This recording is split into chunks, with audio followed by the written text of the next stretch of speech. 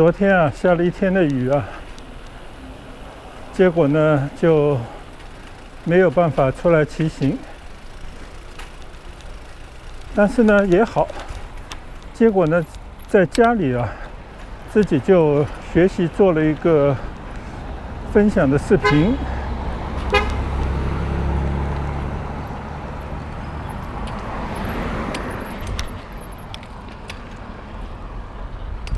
跟大家聊了一聊啊，骑行这个折叠单车差不多2个星期的一个粗浅的感受啊，一些小小的体会。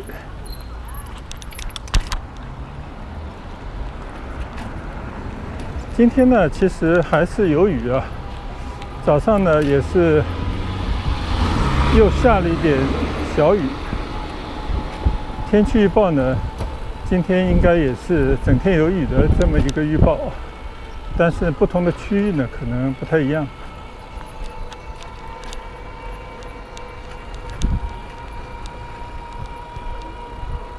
说到昨天发的这个视频呢，其实还联想到了我自己啊，从小学习骑行自行车的一些经历。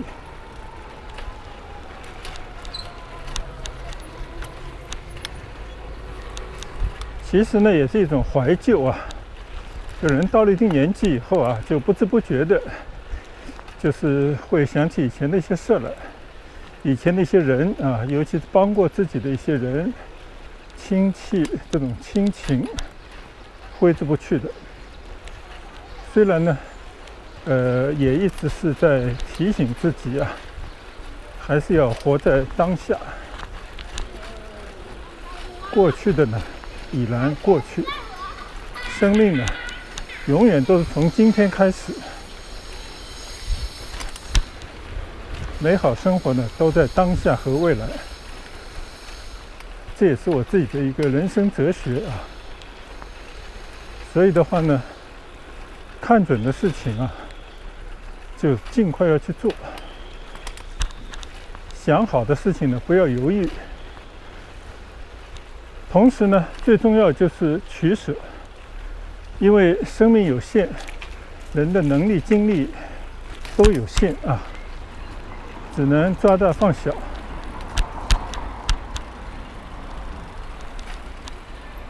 这些呢，也是一些个人的人生的感悟啊，也是献丑。趁着骑行无聊，有时候就跟大家聊一聊。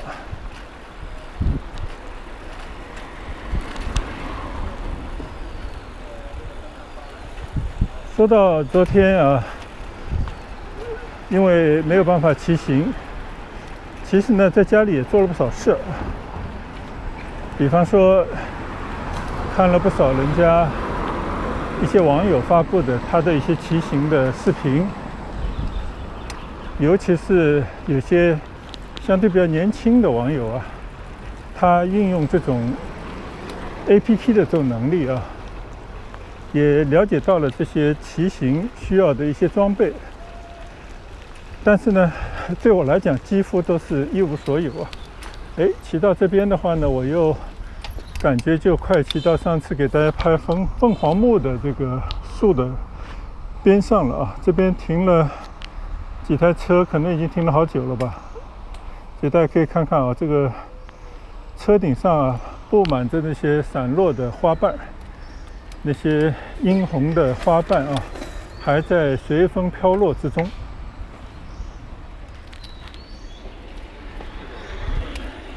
所以呢，我就突然有个念头啊，就是放弃在马路上骑行，把这个车呢挪到了这个步道上啊，反正也没有人，顺着这个步道呢往前骑一骑。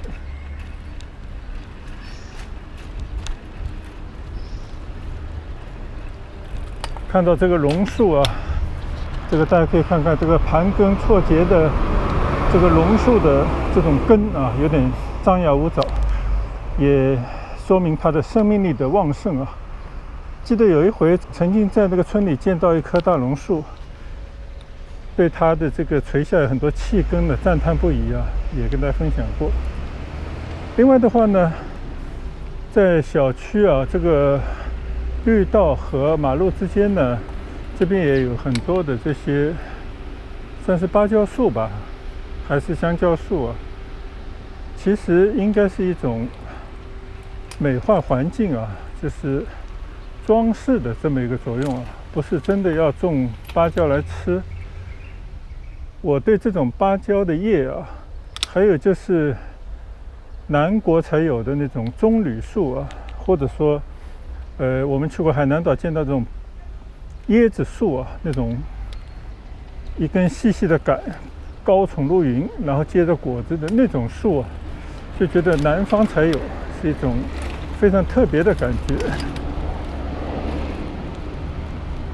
所以就突然想到啊，拍了一些视频以后呢，就有一些网友啊，也在我视频后面呢，曾经给我一些留言，就大家呢对于这个骑行啊，我相信都有一种天然的热情，但是呢，对于什么样的单车啊，做什么样的用途，然后呢，其实它的分工也很细啊。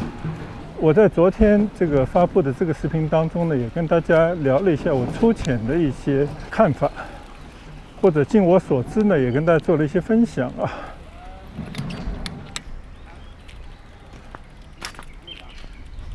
这边呢又来到了康景街啊，那天我专门从这边骑过，边上就是康怡雅园。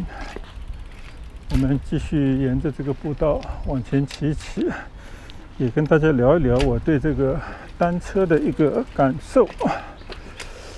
就这个单车呢，据我感觉已经早就超出了一个仅仅是一个交通工具这么简单的一种功能了。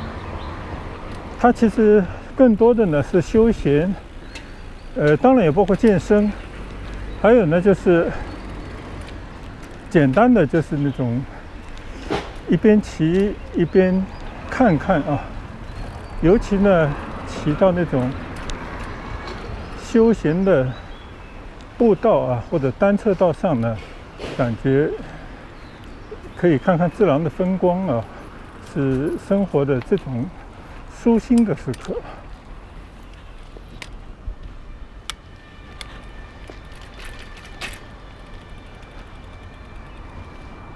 这边呢就是康怡雅园啊，前些天也跟大家来骑行过，到里面去转了一圈，就是一个纯别墅的这么一个小区。今天呢我们就不进去了啊。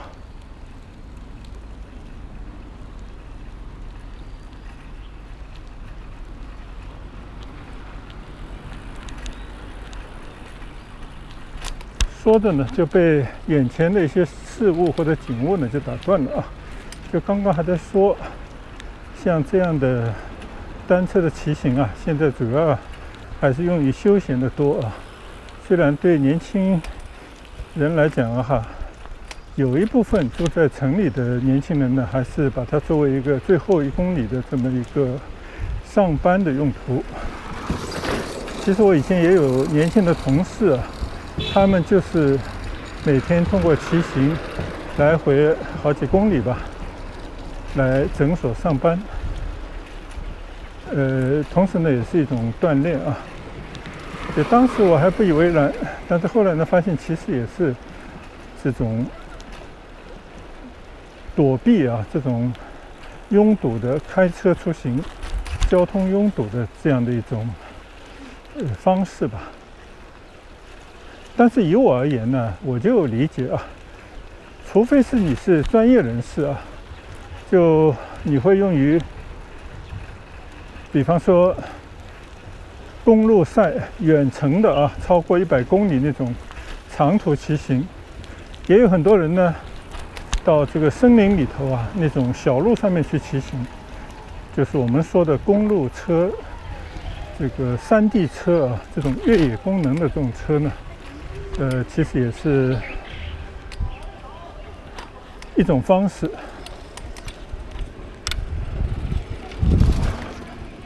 今天呢，我想到那个祈福村内的半山去看一看啊，因为这边还没有来骑过，但是刚到这个半山门口啊，就遇到了一个下马威啊，就这个坡度实在太大了，以我这个只有2速变速的这样的一个单车呢，没有道理啊，骑不上去，所以我也就放弃了。现在就在推行，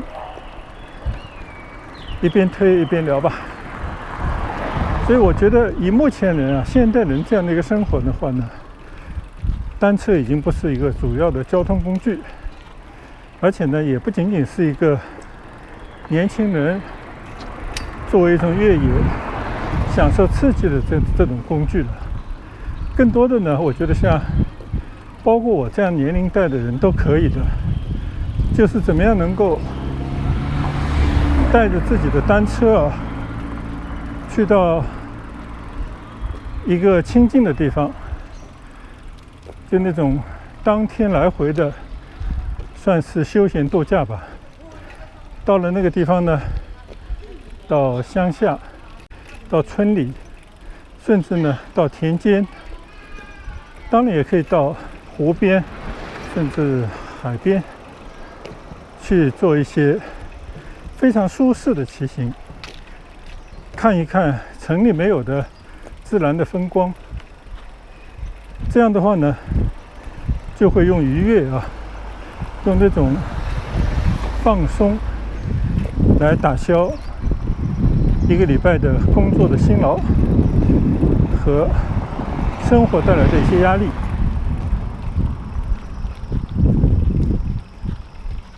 像我们这样年纪的人已经退休了，可能工作上面呢压力就陡减，但是呢也要面对啊渐渐老去的这种恐惧心，还有呢身体啊日渐衰弱。虽然有时候你也不一定马上能够感觉得到，但是呢一年不如一年啊，就这样的对身体这种担忧，那么通过这种骑行，一半呢也是锻炼，一半呢愉悦自己的心情啊。所以我觉得可能更需要。好，走上了一个坡，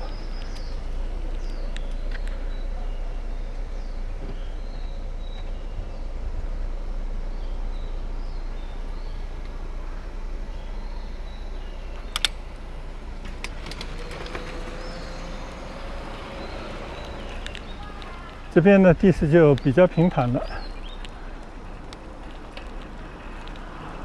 从这边呢可以望到啊，左手边呢就是一个山坡，其实呢就是延伸到祈福这边来的大夫山的一个余脉啊。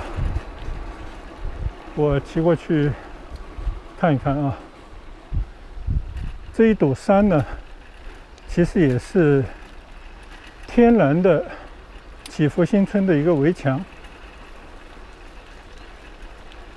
这座山脚下呢，和马路之间呢，形成了一块空地啊，一个大草坪。天气好的时候啊，或者是下班了、节假日的时候呢，这边有很多的孩子啊，会在这边呢打球，包括各种球类啊，足球啊、羽毛球啊等等吧。当然也有很多这个女性啊、妇女们，大家这边广场舞、唱歌、跳舞的。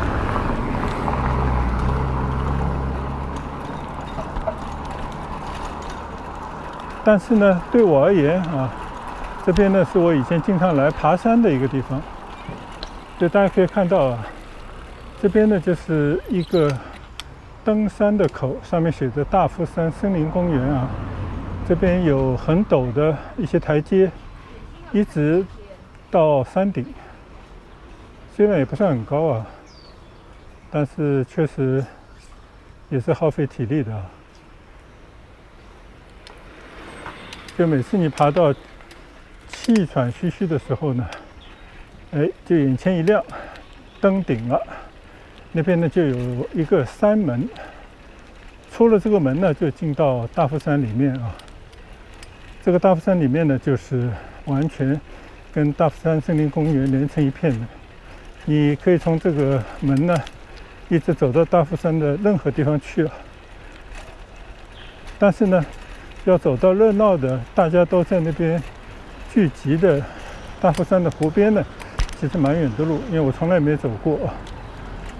我还专门呢曾经拍过一个视频，就讲我怎么能够都登上这座小山，一直到大夫山里面的。到时候大家有兴趣也可以看一看。所以呢，祈福新村呢，就是因为有这些自然的条件啊，本来是一种劣势，因为都是一些坡地、山地，但是呢，变成了一个宜居的地方。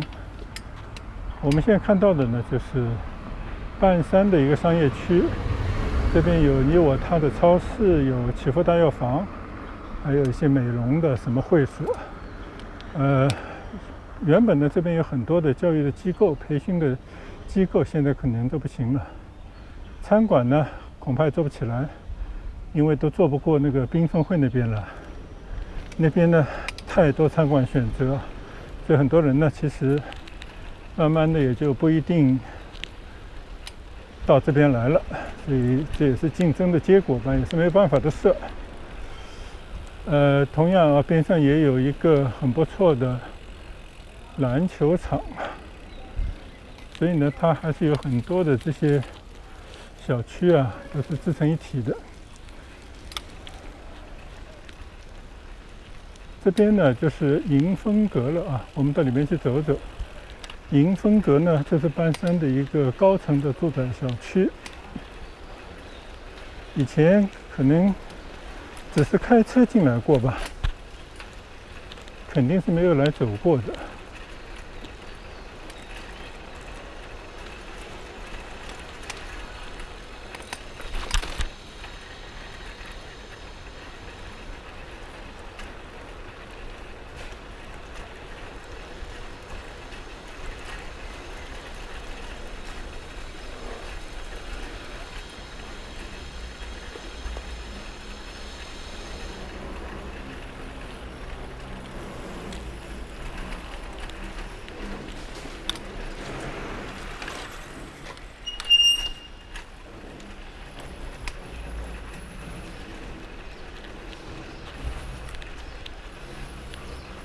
到处呢也是停满着车啊，虽然是上班的日子，但是不知道为什么我们祈福现在啊，即便是上班的日子啊，村内也是永远停满着车。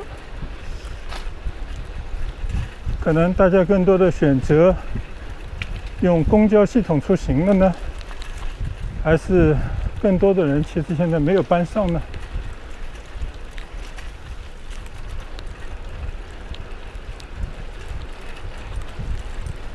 骑到这边呢，雨就有点下大了啊。但是我就注意到，这边呢其实是有一个学校啊，孩子们的喧哗声。这学校占地还挺大的。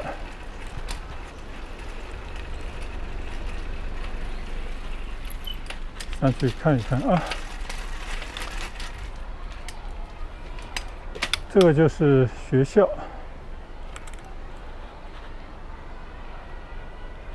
番禺越秀小学校啊，但操场也很大，很正规的一个学校。这个地上啊，大家可以看到啊，散落被风吹落的不少小芒果。所以呢，我们看看这个树啊，就是芒果树。这个是在我们祈福村内啊，到处都置满着这样的芒果树啊。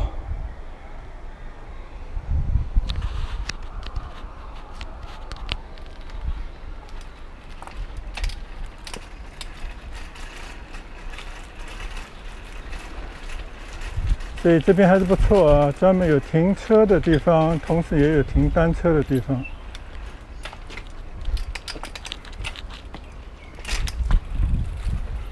不好意思。没事。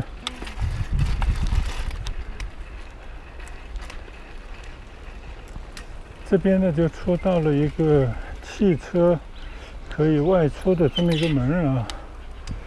这个不在我以前跟大家分享过的起伏6个大门的中间的一个，另外是一个走车的门。其实起伏的门很多啊，我们还掉头再到里面去转一转啊。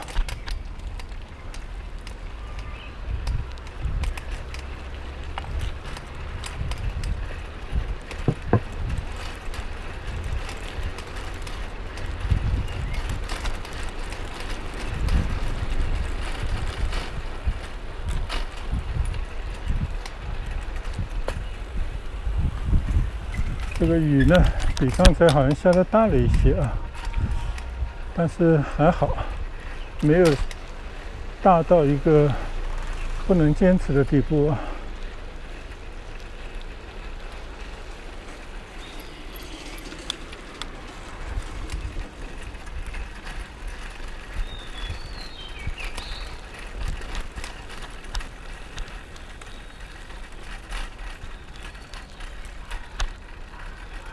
哎，骑到这边呢，又是一番新的光景了啊！正对的也是一个人工湖，挺漂亮的一个湖吧。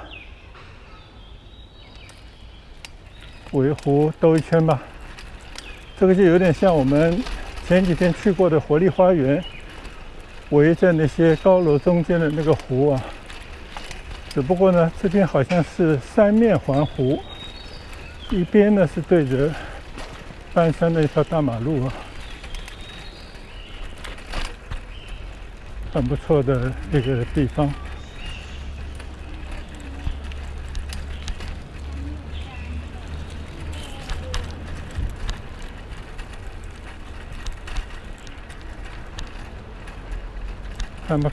看看能不能到湖边去骑一圈。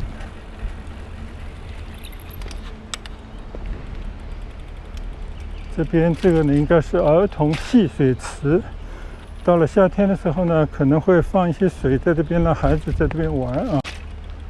你看，这个是儿童戏水的地方，这个呢就是一个小湖，人工湖了。面对的呢就是迎风阁的楼群，造型还挺美的啊。不但很高，你看这个阳台啊，有些是半月形的啊，这样的阳台，对着这个湖，望得也很远。我们骑一圈吧。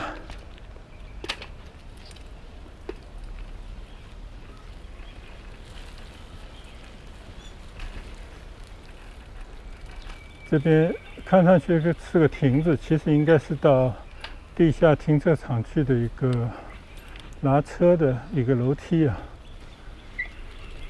这个湖边还有一些小的健身设施，这边还伸出去的一个小岛。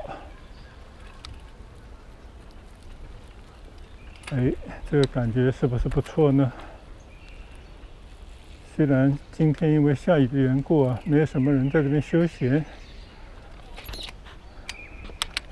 我们从这边呢再看一看啊，往上看一看这个楼房，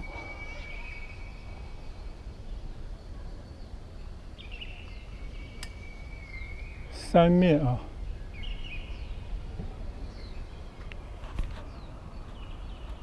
好像我数了一数有8栋的楼。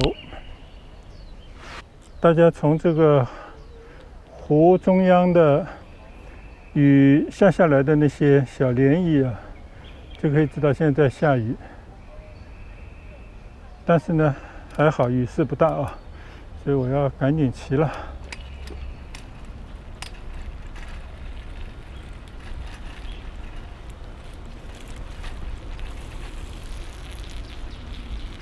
就像这样的小区在祈福啊，基本上都这种格局。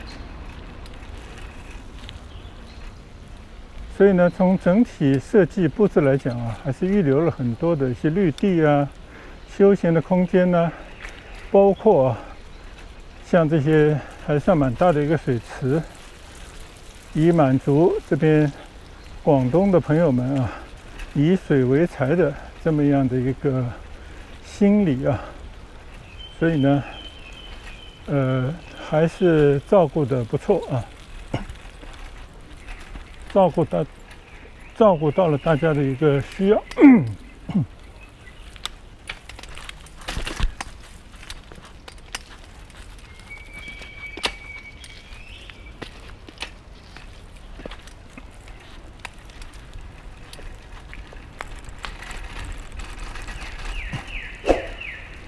这边呢还摆着很多，应该是做核酸的一些帐篷啊、桌子啊，因为昨天祈福新村这个在群里头呢也专门发了一个通知啊，说昨天呢本来是全员的一个核酸检测日，但是因为大雨就取消了。我相信这几天应该还是要做吧。现在做核酸呢已经成了一个常规了啊。就这个大家要慢慢适应。突然之间这边就很热闹啊，又是车，又是私家车，又是公家车的啊。我们刚刚看到这个番禺越秀小学呢，这边就是正门，估计现在下课时候大家来接孩子了吧。大家可以看看啊。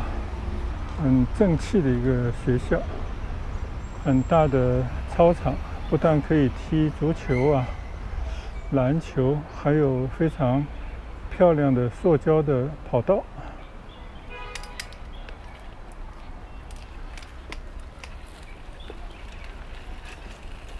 边上呢还有一个半山幼儿园。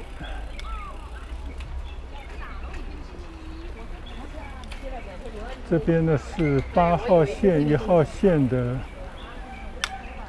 村巴站啊，恐怕这个门里头小朋友从这边出来。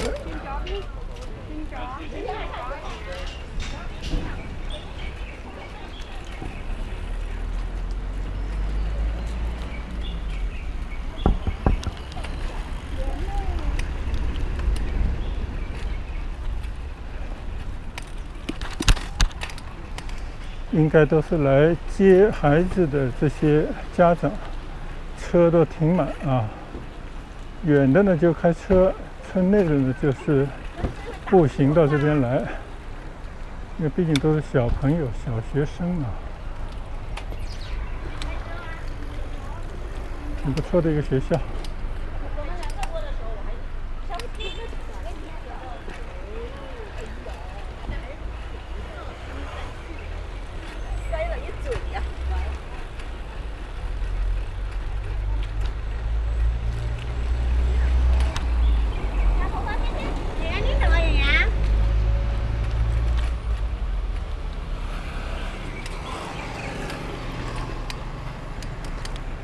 眼前的呢就是半山的大门啊，我是把它放到了我的一个视频里面，6个出入大门其中之一。但是我突然发现这个门上的牌子写着第7号，这应该是第7号大门。看来我是搞错了啊！其实祈福可以出入大门实在太多了，我就不往下骑了啊，原路掉头回去。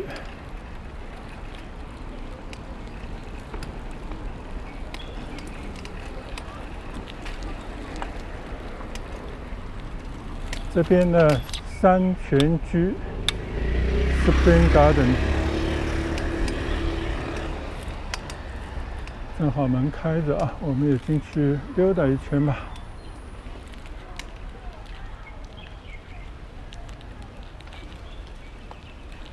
又是一个屋村，反正我也不记得这是什么时候建起来的，肯定是我们搬来以后建起来的。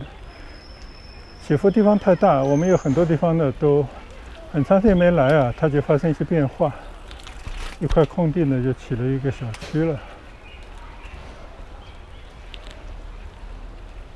里面呢我就不去了啊，就沿着外围兜一下。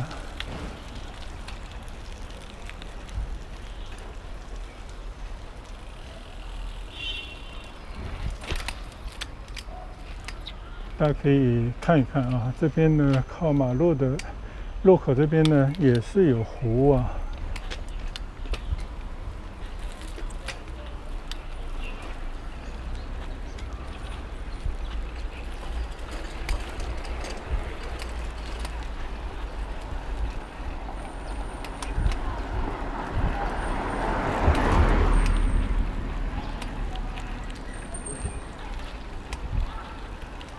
所以半山区这边呢，就有很多的小区，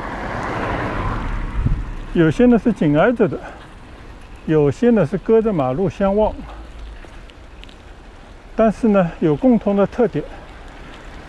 第一呢就是因地制宜啊，第二的话呢，都是有一些人工湖，这可能也是祈福的一个居住理念啊，近水楼台。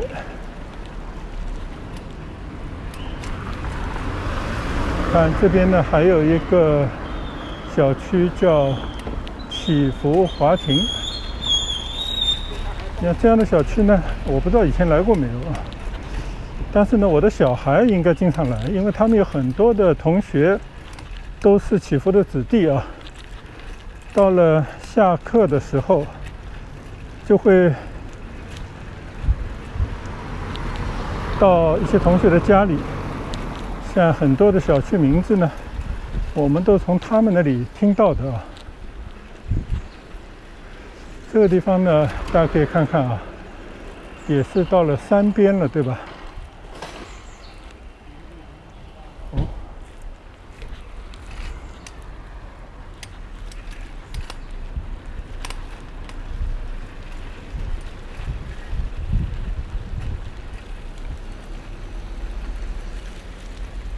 就已经到了大夫山的余脉啊。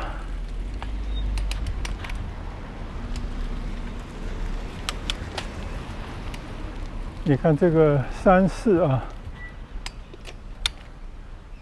这个山林还是一片比较原始的状态啊。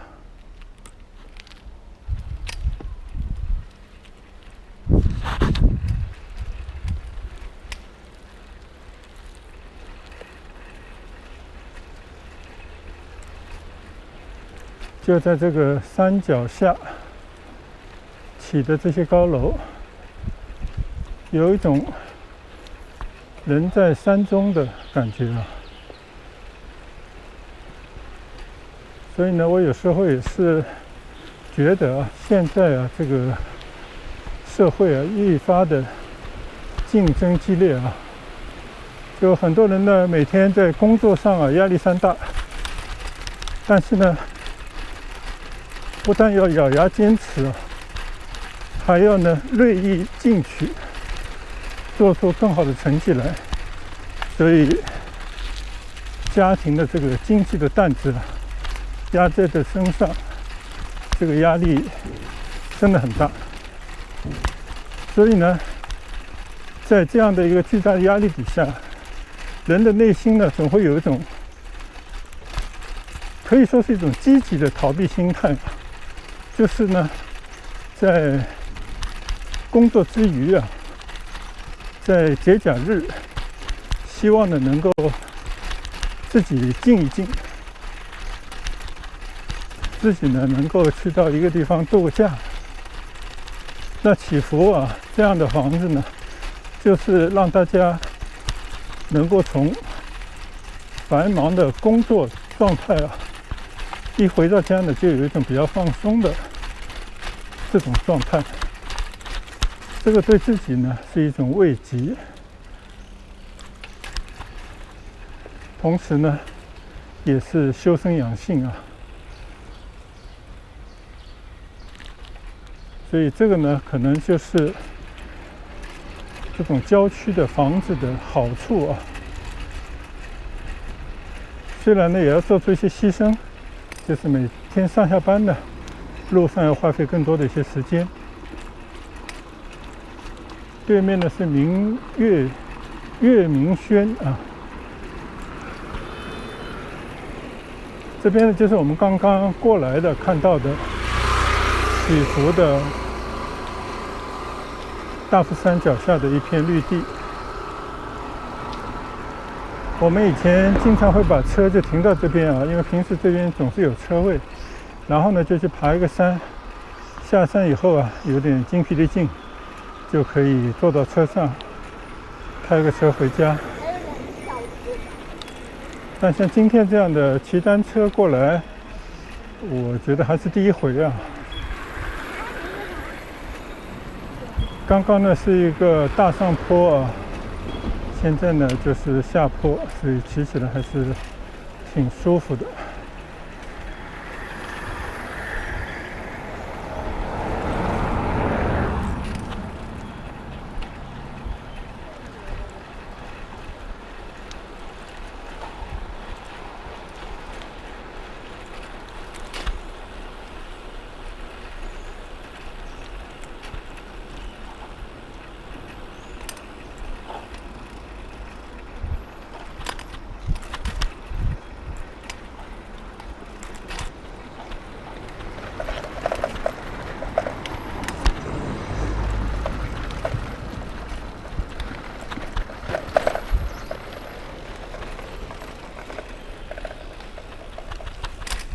这边不知道是小丰原还是怡云阁啊，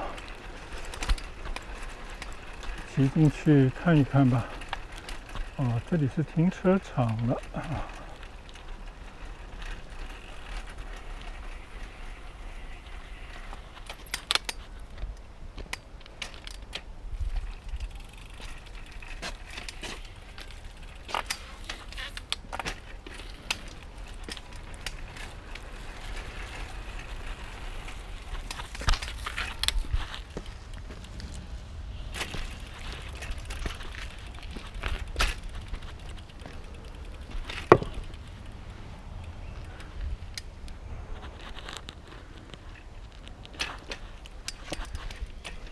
骑到了人家门前那条小路上来了，不大好骑啊。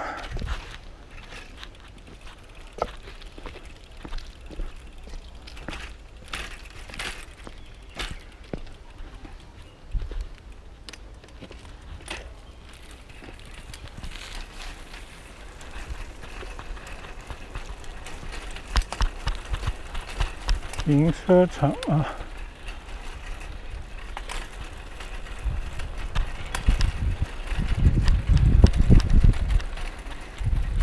所以你看啊，这边呢也是一个人工的水池，边上呢有亭子、凳子啊，可供大家这边闲坐。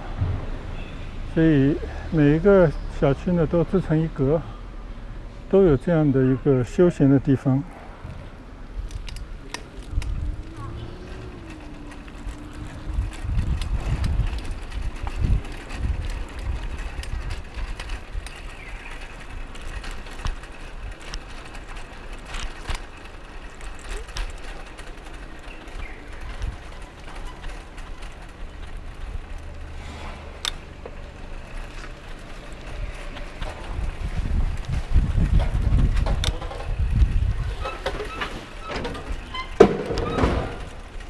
这边呢，好像到了一片原始森林这种感觉。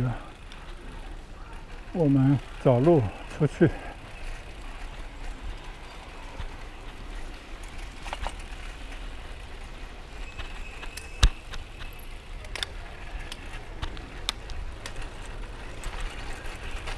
这个应该也是一个车道，抄了一段近路。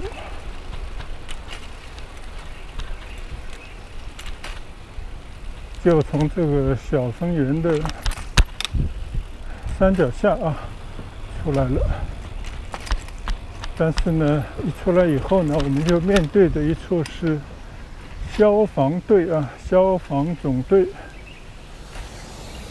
这边还有一个洗车店呢。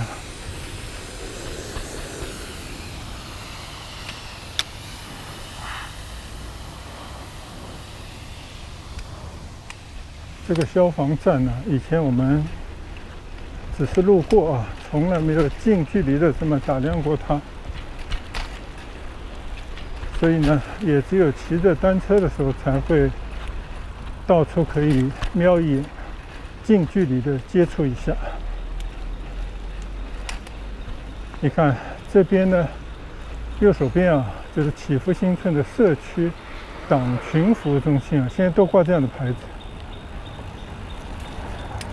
也是远远的看见过，没有来过，挂了好几个牌子啊。但是我能够理解的就是祈福新村社区的居民委员会啊，就是我们说的居委会吧。可以办一些行政的事务，可以在这边啊。现在应该差不多快吃饭的时间了啊。这样有美团来给工作人员送外卖。这边呢也是可以停车的啊，但我记得好像祈福新村在缤纷汇的对面还有一个这样的居委会吧，那边还有派出所，所以这边我们是没有来过。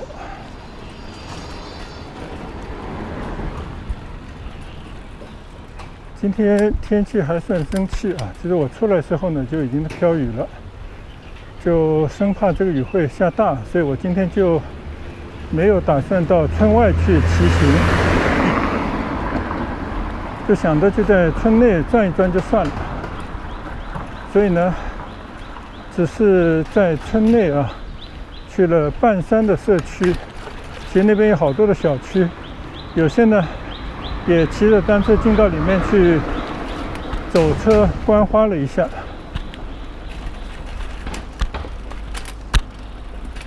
也给大家大概展示了一下半山区的一个状态。那印象最深刻的呢，就是有一个叫番禺越秀小学，它没有冠我们祈福的新村的名字啊，因为其他的很多学校都是祈福新村什么什么学校。但是呢，从这个名字来看啊，应该也是一个私立的学校。虽然是一个小学啊，但是呢，看来这个整体格局还是不错，设施还是比较完善啊。正好是碰到中午放学的时候，很多家长开着车或者走路来接他们的孩子。然后印象比较深的呢，就是那个半山啊，它有很多的这些小区是背靠着。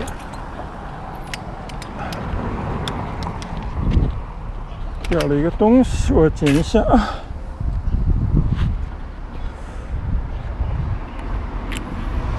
是挂那个 GoPro 相机的一个支架上的一个螺丝吧。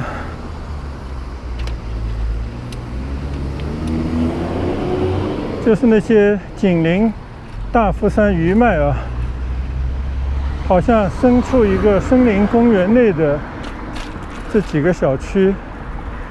像祈福华庭啊、小丰园啊，还有名字忘了啊，都是依山而建，让人家感觉啊，就是进了山里去生活的这种感觉啊。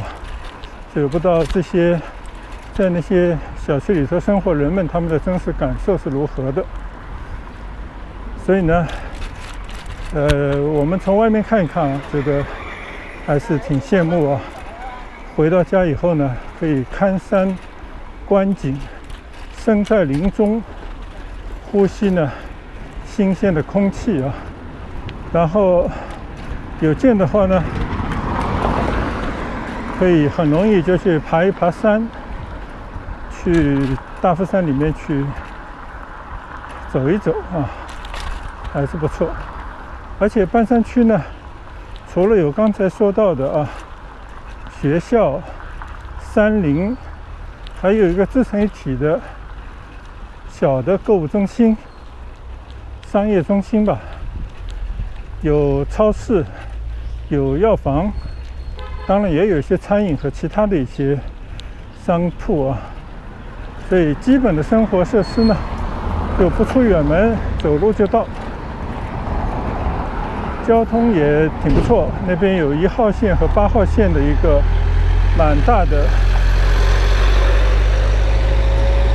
村巴的一个上落站，所以整体上来讲啊，祈福新村呢，在整体规划上面，把以前可能人家都不以为然的一块山地啊，到处都是山坡、荒地的这么一块地呢，慢慢的经过了30年的努力，改造成了一个宜居，而且可以满足各种需要的啊，这样的住行，甚至呢还增加了一些休闲，还有就是教育、医疗这样的需求的这么一个全方位的窝村啊。这边呢也是核酸检测的桌子，已经摆开了架势。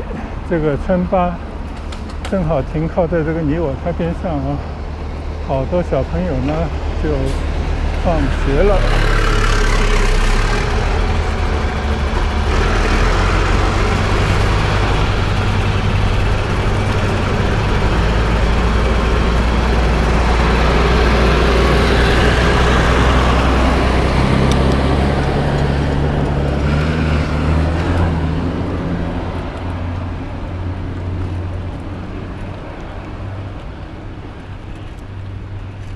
昨天呢，因为下大雨啊，没有出来骑行。虽然呢，在家里也做了一个视频啊，还是有小小的成就感。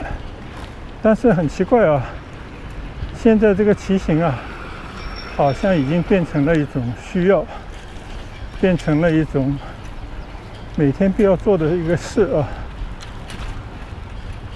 所以没有骑行呢，就感觉好像缺了点啥。希望它变成一个良好的一个健身的习惯吧。也趁着骑行的时候啊，身边没有什么人，就看到什么说什么，很轻松的跟大家聊聊天啊。当然肯定很多人不感兴趣啊，但是也希望呢，会有几位知音。